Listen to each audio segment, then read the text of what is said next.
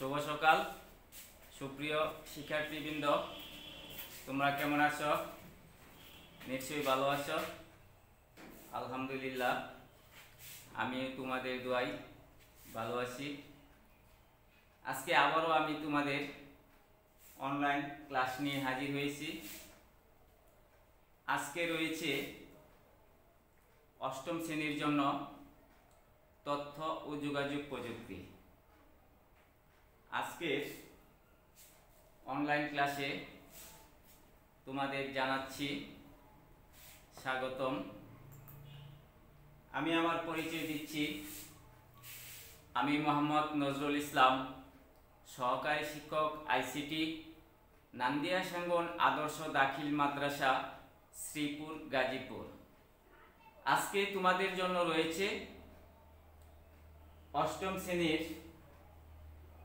তথ্য ও যোগাযোগ প্রযুক্তি বিষয়ের প্রথম অধ্যায় থেকে, প্রথম অধ্যায়ের পাঠ 2 থেকে। তাহলে চলো দেখি প্রথম অধ্যায়ের পাঠ 2 কি রয়েছে।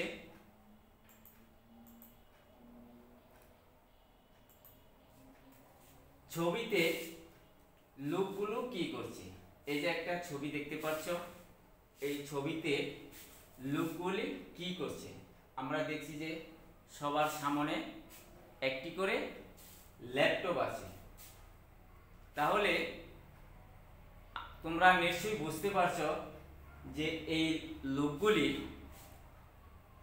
ল্যাপটপে বসে কম্পিউটারে কাজ করছে।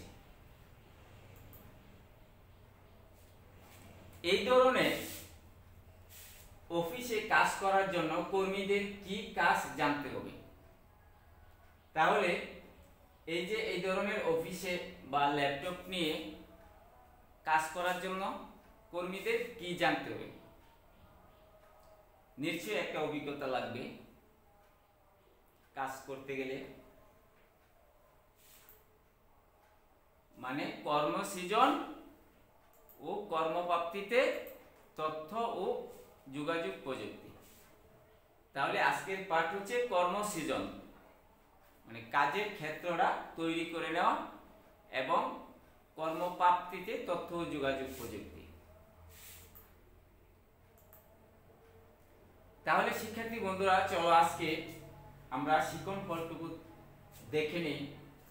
আজকের শিখন ফলে রয়েছে আইসিটি ব্যবহারে কর্মক্ষেত্রে প্রাপ্ত সুবিধাসমূহ বর্ণনা করতে পারবে, আইসিটির প্রভাবে মানুষের কাজের ধরনের পরিবর্তন ব্যাখ্যা করতে পারবে, আইসিটি বিস্তারের ফলে নতুন কাজের সৃষ্টি সম্পর্কে ব্যাখ্যা করতে পারবে, ঘরে বসে আয় করার ক্ষেত্রে আইসিটির ভূমিকা ব্যাখ্যা করতে পারবে।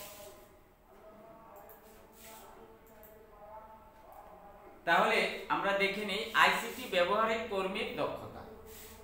শিল্প কারখানায় স্বয়ংক্রিয় ভাবে যন্ত্রের মাধ্যম কার্য সম্পন্ন হয়েছে। এই যে আমরা এখন দেখতে পাচ্ছি যে বিভিন্ন ধরনের প্রতিষ্ঠান, শিল্প কারখানা, এই শিল্প কারখানায় কোনো এক সময় হাজার হাজার লক্ষ লক্ষ শ্রমিক কাজ করার জন্য লাগত। এইসব কারখানায় বর্তমানে একদম কম শ্রমিক খাটিয়েও এসব প্রতিষ্ঠান তাদের কার্য পরিচালনা করতে পারছে। এই শ্রমিকগুলোর পরিবর্তে শিল্প কারখানায় স্বয়ংক্রিয়ভাবে এখন যন্ত্রের মাধ্যমে এই কাজগুলো পরিচালিত হচ্ছে। এখানে শ্রমিক সংখ্যা আগের তুলনায় 1000 গুণ কম লাগছে।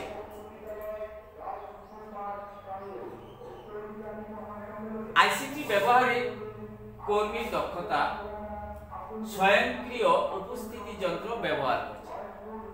আগে একটি অফিসে বা কারখানায় একজন লোক নিয়োগ করা হতো তার উপস্থিতি মানে হাজিরা নেওয়ার জন্য, কিন্তু বর্তমানে স্বয়ংক্রিয় উপস্থিতি যন্ত্র ব্যবহার করা হচ্ছে। এই আইসিটি যন্ত্র মাধ্যমে এখন একজন কর্মী অফিসে গিয়ে সে তার উপস্থিতি দিতে পারছে বা দিতে পারে।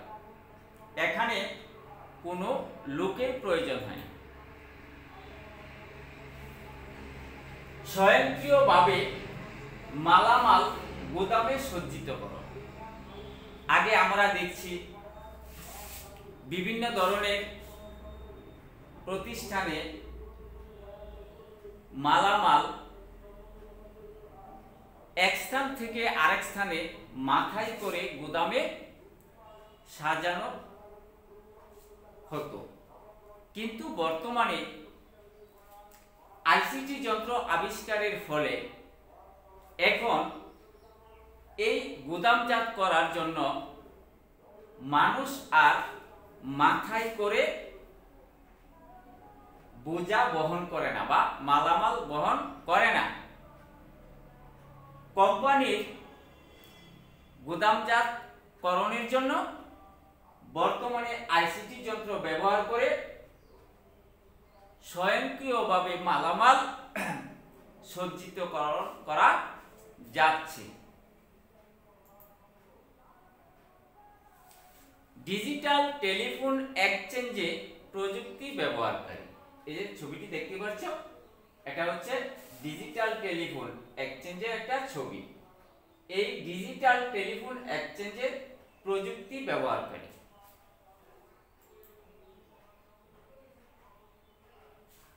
ইন্টারেক্টিভ ভয়েস প্রযুক্তি ব্যবহার। এই তথ্য এবং যোগাযোগ প্রযুক্তি প্রয়োগের ফলে বা আবিষ্কারের ফলে ইন্টারেক্টিভ ভয়েস প্রযুক্তি ব্যবহার করা হচ্ছে।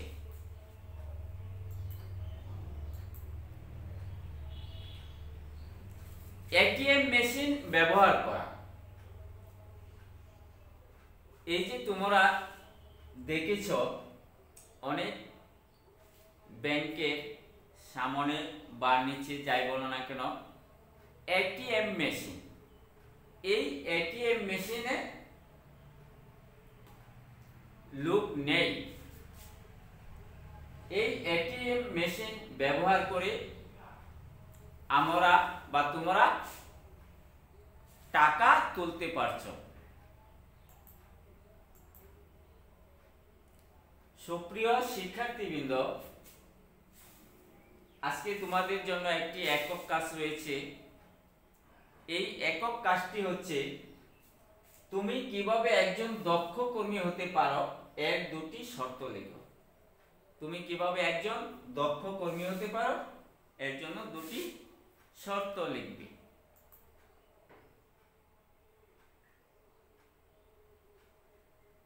একক কাজের সমাধান। আইসিটি ব্যবহারে দক্ষ হওয়া যায়। আইসিটি যন্ত্রের কাজ সম্পর্কে যথাযথ জ্ঞান থাকা। আইসিটির কারণে যেখানে কর্মের ধরন প্রতিনিয়ত বদলে যাচ্ছে। এই যে তথ্য এবং যোগাযোগ প্রযুক্তি আবিষ্কারের ফলে বা প্রয়োগের ফলে কর্মের ধরন প্রতিনিয়তই বদলে যাচ্ছে। হাতে কলমে লেখার স্থলে কম্পিউটারের মাধ্যমে লেখা। কোনো এক সময় বা আজ থেকে 10, 15 বা 20 বছর আগের কথা কল্পনা করো। এই যে দেখছো কলম, এই কলমটি আর খুঁজে পাবে না, কারণ আইসিটি যন্ত্রপাতি বা আইসিটি প্রয়োগের ফলে আগের যে এই কলম, এই কলমের ব্যবহার নেই বললেই চলে। এই হাতের লেখা কাগজে নেই বললেই চলে, তবে আছে খুব সামান্য। এই হাতের কলমের লেখার স্থলে বর্তমানে কম্পিউটারের মাধ্যমে লেখা হয়।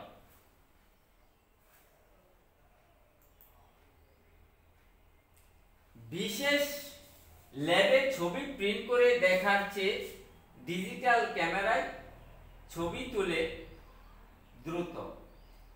এই যে আগে দেখেছো তোমরা ল্যাবে ছবি তুলে সেই ছবিগুলো আবার প্রিন্ট করে বাইর করা হতো, কিন্তু বর্তমানে এই যে দেখতে পাচ্ছ ডিজিটাল ক্যামেরায় তোলা ছবি, এই ছবিগুলো খুব সুন্দর এবং অতি দ্রুত তাড়াতাড়ি তোলা যায়।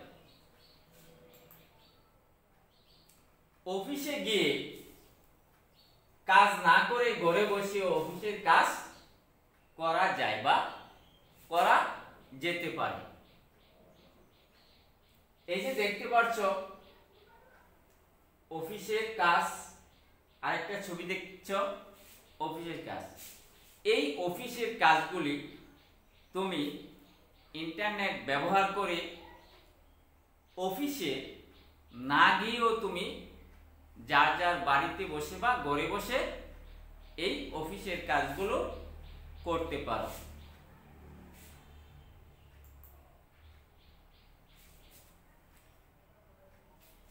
ম্যাপ ধরে ধরে কোথাও গিয়ে তথ্য না জেনে ঘরে বসেও এটা সম্ভব। এই যে দেখতে পাচ্ছ একটা ম্যাপ, এই ম্যাপ ধরে ধরে কোথাও গিয়ে তথ্য না জেনে ঘরে বসেও এটা সম্ভব। আমরা যদি আমাদের মোবাইল গাড়িতে জিপিএস ব্যবহার করি বা গুগল ম্যাপ দেখি আমরা, তাহলে এই ম্যাপ ধরে ধরে আর আমাদের ওই জায়গায় যেতে হবে না। এই জিপিএস এ আমাদেরকে সব চিনিয়ে ওই জায়গায় নিয়ে যাবে।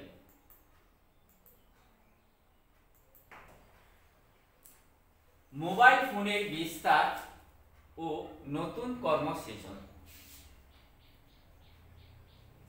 মোবাইল কোম্পানিতে কাজের সুযোগ। এই তথ্য এবং যোগাযোগ প্রযুক্তি বিস্তারের ফলে বা আবিষ্কারের ফলে নতুন অনেক কর্মের সৃষ্টি হয়েছে। তার মধ্যে রয়েছে মোবাইল কোম্পানিতে কাজের সুযোগ।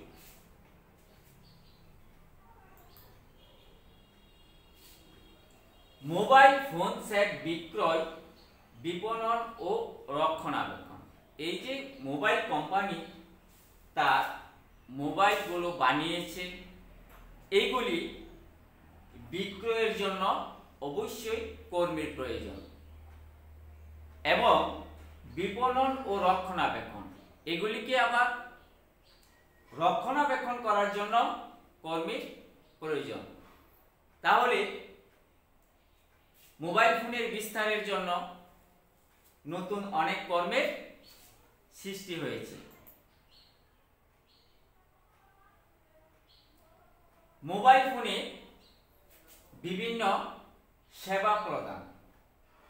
এই যে কয়েকটি সেবা দেখতে পাচ্ছ, এই মোবাইল ফোনের মাধ্যমে আমরা বিভিন্ন ধরনের সেবা প্রদান করতে পারি। নতুন খাতের সৃষ্টি। এই মোবাইল ফোন বিস্তারের জন্য এবং কর্মসৃজনের জন্য নতুন খাতেরও সৃষ্টি হয়েছে। সুপ্রিয় শিক্ষার্থীবৃন্দ, আজকে তোমাদের জন্য একটি জোড়াই কাজ রয়েছে। জোড়াই কাজটি হচ্ছে কর্মের ধরন প্রতিনিয়ত বদলে যাওয়ার কারণ কি? মোবাইল ফোনের বিস্তারে কি কি কর্মের সৃজন হচ্ছে?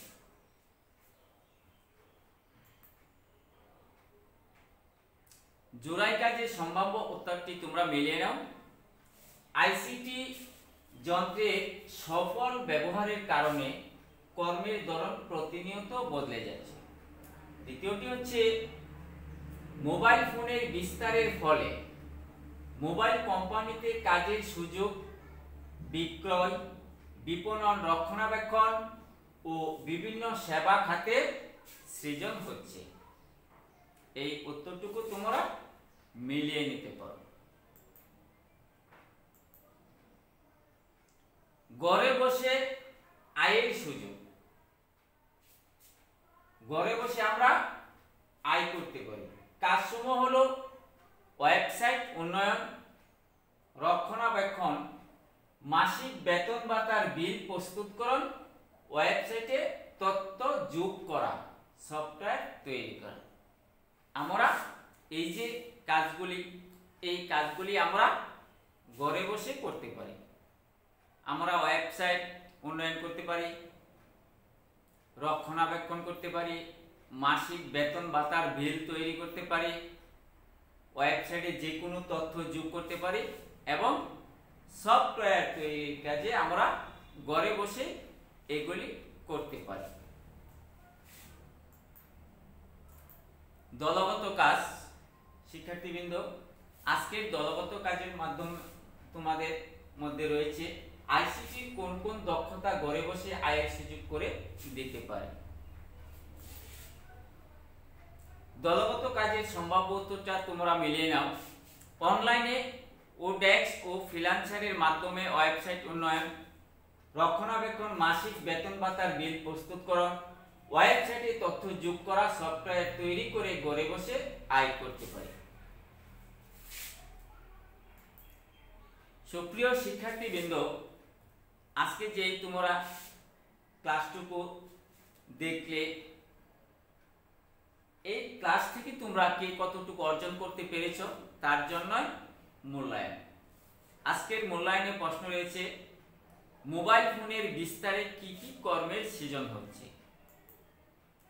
দ্বিতীয় প্রশ্নটি হচ্ছে আউটসোর্সিং এ কোন কাজটি করা যায়।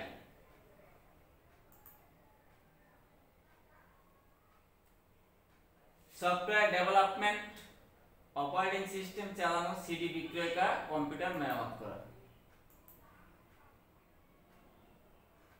তোমাদের বাড়ির কাজ রয়েছে।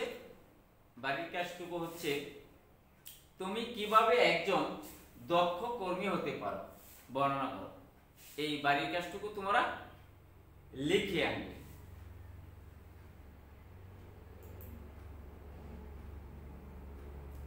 আবারও তোমাদেরকে প্রীতি ও শুভেচ্ছা জানিয়ে আজকের অনলাইন ক্লাস এখানেই শেষ করছি। নিরাপদে থাকো, সুস্থ থাকো, এই কামনায় আজকের মতো বিদায় নিলাম। আল্লাহ হাফেজ। আসসালামু আলাইকুম ওয়া রাহমাতুল্লাহ।